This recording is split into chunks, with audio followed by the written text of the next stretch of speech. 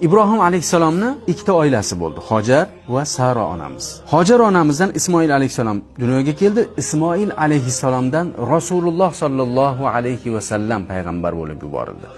Ismoil alayhissalom payg'ambar va bu yerda Rasululloh sallallohu alayhi va sallam payg'ambar. Uni orasidagi Ismoil alayhissalomni to Rasululloh sallallohu alayhi va sallamgacha bo'lgan farzandlarning ichida payg'ambar chiqmadi. Ammo Sara onamizdan Ishoq alayhissalom payg'ambar bo'lib yuborildi. Yaqub, Yusuf, Ayyub, Yunus, Musa alayhissalom, Harun, Alyasa, Ilyas, Davud, Sulaymon, Zakariya, Yahya, Isa alayhissalom. Lekin Imom Shofiy aytganlaridek, butun payg'ambarlarga berilgan mo'jizalar deyarli Rasululloh sallallohu alayhi vasallamga berildi. Masalan, Musa alayhissalomga dengiz yorildi, Rasululloh sallallohu alayhi vasallamga oy yorildi. Musa alayhissalom hassalari bilan toshga urib suv chiqardilar. Rasululloh sallallohu alayhi vasallam barmoqlarini orasidan suv otilib chiqdi.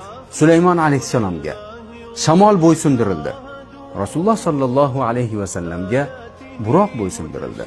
Yusuf alayhissalom azizi Misrning eng azizi edi. Rasululloh sallallohu alayhi vasallam dunyoni azizi. Iso alayhissalom o'liklarini tiriltirdi. Rasululloh sallallohu alayhi vasallam siz u bizdan tashkil topgan o'lik qalblarni tiriltirdi. Deyarli hamma payg'ambarlarga berilgan mo'jiza Rasululloh sallallohu alayhi vasallamga berildi. Biz bironta payg'ambarni orasini ajratmaymiz. La nufarriqu bayna ahadin min rusuli. Hamma payg'ambarga iymon keltiramiz.